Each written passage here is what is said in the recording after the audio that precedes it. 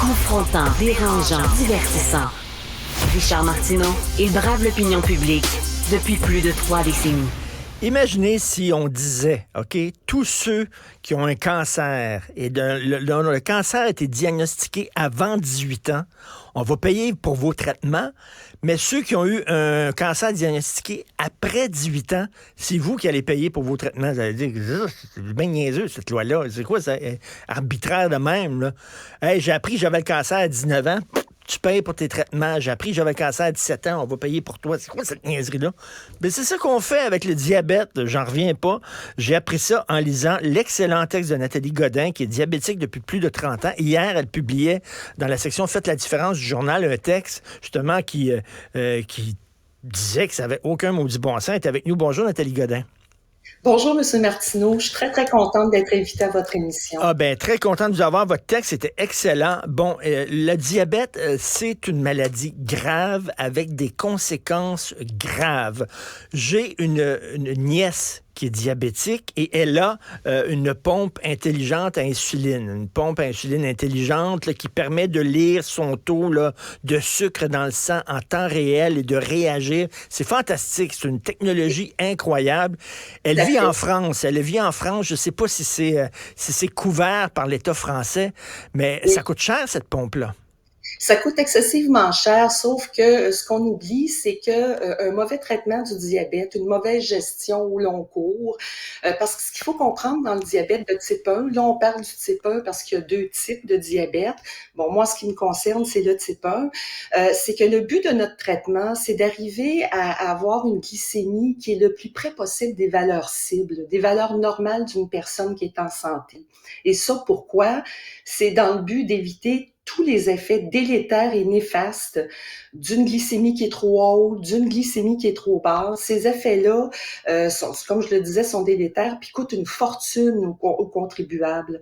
Donc, on oublie souvent, on va dire souvent l'argumentaire que je tiens à déboulonner ici, là, auprès de vous, M. Martineau. Actuellement, au Québec, c'est de dire, ah oui, mais ça coûte très cher rembourser la pompe à insuline à tous les diabétiques et ceux qui ont plus de 18 ans. Mais savez-vous combien ça coûte un diabétique qui a de la difficulté à gérer sa glycémie au jour le jour?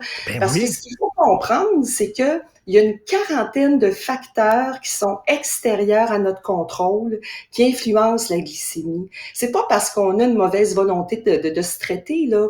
C'est que le stress, comme là, je vous parle aujourd'hui, là, j'étais stressée avant l'entrevue. La glycémie est montée au plafond. J'ai rien changé dans mon mode, là. Tu sais, j'ai déjeuné pareil, j'ai fait toutes les mêmes activités, mais là, je suis au plafond. Pourquoi? Parce que je suis stressée. Donc, il y a plein de facteurs qui influencent notre glycémie qui sont hors de notre contrôle. Et lorsque les glycémies, justement, varient d'une manière trop grande, ça crée des effets délétères sur la santé. Juste quelques exemples. Cécité, amputation, problèmes cardiovasculaires, greffe de rein, insuffisance chronique rénale. Et Mme Godin, si on voit ça seulement sous l'angle monétaire, là, si on enlève les sentiments et on voit ça seulement sous l'angle monétaire, ça coûte pas mal plus cher prendre soin de gens qui ont des graves problèmes de santé, qui vont occuper des lits puis tout ça, que de leur payer une pompe.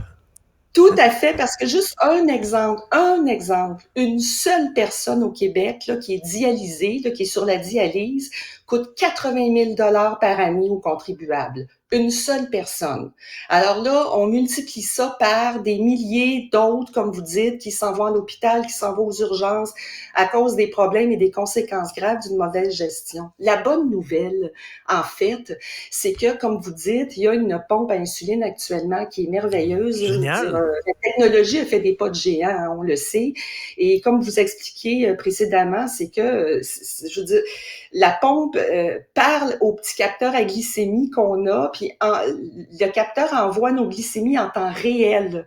La pompe ainsi est capable de dire « Oups, la glycémie est trop haute, je vais injecter un petit peu d'insuline pour la ramener dans la normale. Oups, elle est trop basse, ben là, je vais diminuer l'insuline pour la ramener. » Et ça fait quelques années que ça existe. Et ce qui est fantastique, c'est qu'il y a déjà des études qui sont sorties et qui amènent les preuves qu'il y a une amélioration dans notre santé puis dans notre qualité de vie. Parce que ce qu'il faut savoir, là, c'est qu'un diabétique de type 1, là, il doit prendre en moyenne 200 décisions par jour reliées à la gestion de sa maladie. 200? 200 reliés à sa maladie et en plus des décisions normales quotidiennes de tout être humain en santé. C'est-à-dire quoi sur, ben, bien sûr, quoi manger, quoi boire, le sommeil, Comment etc. là. exactement tout ça. Là, je sors, je vais aller faire de l'exercice. Il faut que je diminue mon insuline parce que je vais faire une hypoglycémie. Oups, est-ce qu'il me reste des capteurs? Il faut que j'appelle la pharmacie, il faut que j'en commande. Oups, tu sais, c'est sans arrêt. Écoutez, on a comme deux systèmes de pensée parallèles, nous, tout le temps, tout le temps. Tu sais, le deuxième système de pensée, c'est comme une petite sentinelle, là. À toutes les heures, à toutes les minutes, je vous parle, là. Puis là, je me dis, bon, OK, là, ma glycémie est à combien? Est-ce qu'il faut que je Bon, prenne Madame Godin, quand on parle de charge mentale, c'en est une en Christine, une charge mentale. Mais là, je reviens là-dessus. Là. Ce que vous dites, c'est Oui. que, moi, j'en revenais pas, c'est que si vous êtes diagnostiqué avant l'âge de 18 ans, Oui. on va payer vos Voilà. traitements, mais après 18 ans, non. Comment on justifie ça? C'est bien niaiseux, Bon, ça. merci beaucoup. Puis c'est là que je veux vraiment en venir au cœur du sujet. C'est que depuis l'avènement de cette nouvelle pompe-là, ça a été tellement révolutionnaire. Là, je veux dire, c'est aussi révolutionnaire que la découverte de l'insuline en 1926.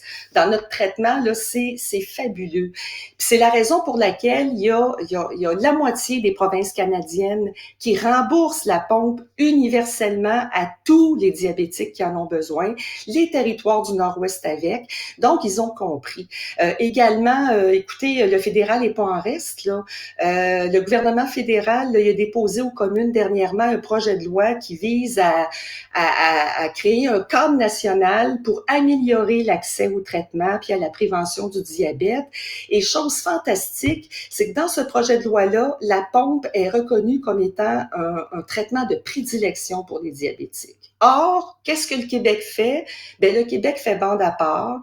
Il persiste à couvrir les diabétiques seulement en bas de 18 ans, puis par la suite, non. Encore plus, écoutez ça, les diabétiques qui ont moins de 18 ans, qui sont diagnostiqués, mais eux, ils ont la chance d'être couverts à vie par la suite.